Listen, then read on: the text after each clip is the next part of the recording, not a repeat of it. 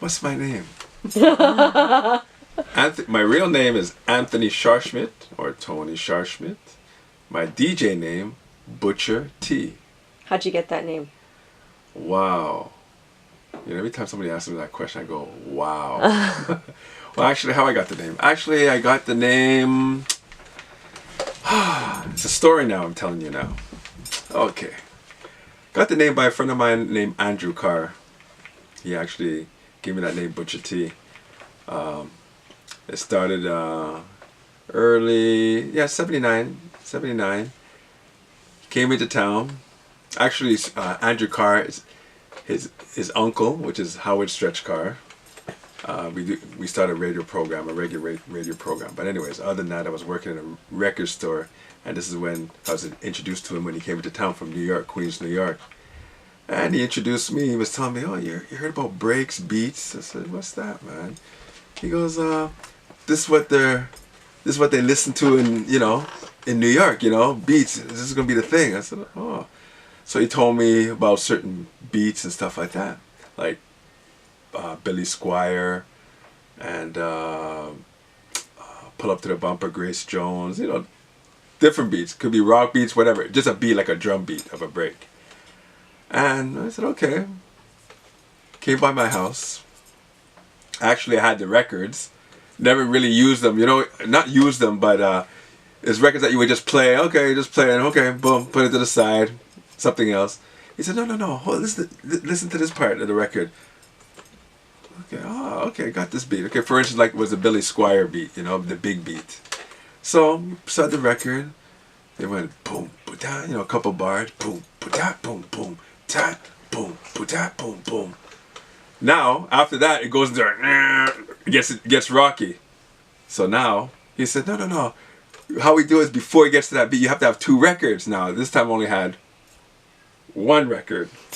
I said, oh, all right. I had a cassette. I had a Lloyd's turntable with an 8-track, and I had a cassette player hooked up. So now,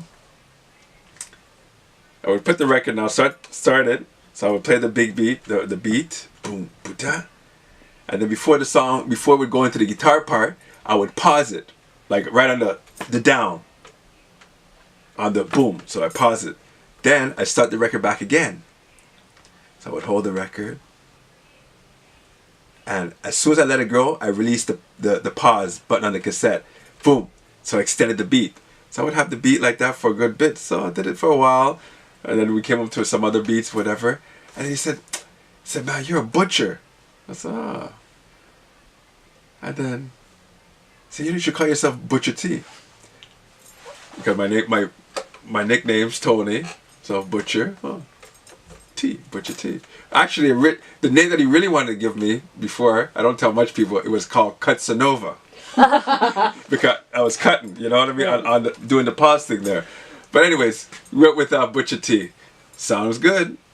So, after that now he's in Montreal, I'm just collecting records. Now, not knowing, every time on my Lloyd's I would hold the record, I would burn the other side of the record. Because there's no mat. Or even if it's rubber. So now, that side of the record was, so anything else that's on there, well, there was nothing else on there. It was just the Billy Squire, the big beat. You can't play because you kind of holding the record and letting it go, and you burnt it. Remember, I was just using 1 turntable. Anyways, kind of like stepped up now. He said, "Oh no, we're gonna have to use something to make the record slide easier, so when you let go, it won't go woo." Because that time was belt drive turntables. So what I did now, we had wax paper. And with a little piece of cardboard. So now when you hold the record now, the record, even if it's on the rubber, it's hold the wax paper and the cardboard makes the record slide easy, so you don't put it straight on the belt on the Lloyd's turntable. So boom. So I stepped up there second step. Then after a time, I got to get some other beat records. Like I said, Grace Jones. There was the Bob James, Take Me to the Mardi Gras. A lot of these records, they weren't like 70. They weren't like 79 or 80s records or whatever. Some of these songs were like early 70s. some older than that. But you just have to go out there and find out what's out there. At that time, I'm just learning. Probably the things are right there in front of me, and also James Brown beats. All these records are always in front of me, you know. So, anyways, I evolved. I ended up getting myself 2 turntables. Didn't buy 1, bought 2. Those were Pioneers. I can't remember what model. Can't remember what model. They were. I think they were belt drive or magnetic. Yeah. But anyways, they did the job, and let me tell you, those turntables got me going. So I practiced my craft a little bit, and this is like all that I'm telling you now. This was within a month. This was in the summertime when Andrew Carr introduced me to the break beats, the breaks, and stuff like that. Then now it was my turn now to go over to New York City. So I went to New York City to experience this. I don't know, would you call it a craze or scene? The scene or whatever, you know. Yeah. So end up going to block parties. Block parties in it was in like it was a schoolyard jam. It was in Laurelton. Can't remember the name of the school. But you just walk into the park and you're in the park there and you got speakers. We're talking about home speakers now. Neighbors piling up the speakers. Boom, boom, boom. Up like a wall of speakers. Like about, not exaggerating, 10 feet. Yeah, 10 feet tall. Or a little bit less. But they had things tying them down. And you got the DJ playing. And those days, you're just hearing different beats and stuff. You're hearing beats, and then you're also hearing funk music. Like those days with Shalimar. Because there wasn't much break beats and stuff. There was, but after that, it's like a session. You're playing your beats, and your rappers are there rapping. And then after that, okay, it's a block. Everybody have fun. You're dancing to music now. But what the experience, the thing was so nice about it was different. You had MCs literally lined up to go on the mic. And you have your DJ and they're playing the same beat, or everybody will ask for a certain beat they want and they're just rapping away. You have guys that are just doing the rap, party rap, and you have some guys that do a battle together. I mean, rhymes like this on the top of their head like that. And I was like, wow. But anyways, I was watching the techniques of how they do things, you know, just visual, just watching. Then came back to Montreal, just practice my craft, you know, get it down packed before I step out. Anyways, from that time, I had my records. I was getting to practice all the time. I was just practicing at home. Because really, records to me is a hobby. You know, at that time, I'm not a DJ. Even now, I don't consider myself even if I wasn't playing nowhere, that's my drug, my vice, music. I love all kinds of music. Anything that has a good beat, good to the ears, this is what it is to me. Anyways, practice my craft, and how did I had one party I had to play for. First, how was I introduced to this party? Somebody, I can't remember the person, they heard about me, you know, because I used to go around making tapes with beats and stuff like that. I used to go around with a Ghetto Blaster with my box, and I had all kinds of beats. I must have had like about 10 beats, different beats, and it's just beats, no rapping, just beats.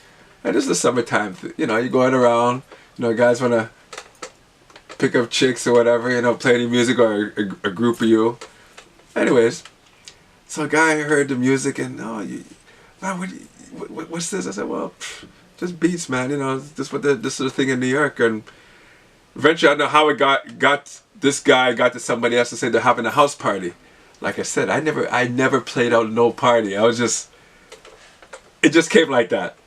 Anyways, did this house party somewhere in Strategy. Don't ask me the name of the street. Don't ask me the name of the person who was keeping this party. Did this party, and this guy just playing like regular dance music. No, you know, it was rap. It was that time was like Sugar Hill Gang, King Tim III. Actually, before Sugar Hill Gang was King Tim III, you know, by Fatback. So I would play stuff like that. Rapper's Delight. So there were certain rap records out. Then now, one guy came up to me, Trinidadian guy. You know, introduced himself. Oh, Sean Watts. Oh, what's up? You know, blah, blah. Nigel. That was his real name, Nigel. well, no, DJ, his MC name is Sean Juan, and he said, hey, you know, you have any beats? I said, yeah, you know. He says, you can put one, can I hold the mic? I said, man, I don't have a mic, but I had my earphone. That time you can plug your earphone plug into the microphone, and, you know. I said, okay, no problem, man. So, first beat I had, which I mastered and practicing, was the big beat. So I said, I have the big beat. So, yeah, okay, I can rock that. I said, no problem. Put the big beat on. Boom, people were standing around. I'm like, oh my gosh. But like I said, my craft was already mastered before I came out. And guy went on the mic and started rapping, Sean Juan, and that's when it all started. And then he had his friend with him named Supreme. Then he came on the microphone, you know, and it's like, wow. That kind of like gave me a vibe. It's like, okay, I can groove with this. Then you said, you have another beat? I had stacks of, I had all kinds. I could have rocked any other MCs coming on. I had music for them. But those were the only two guys that were there, and we rocked the house party. After they finished, you know, people really enjoyed it because New York was in Montreal. I brought, you know, boom, it was right there. And from there, wow. I wouldn't say I took off, but I was like playing here, playing there. And, you know, there was other DJs around too. I wouldn't say, you know, because that, like I said, that was my first hip-hop, experience with an MC at Chateauguay. How old were you? Wow. Man, I just told you from 79, 80 now, if I tell you, wow. I have no shame in my game, you know. Let's see, I have to go back now. I must have been, hold on, 17.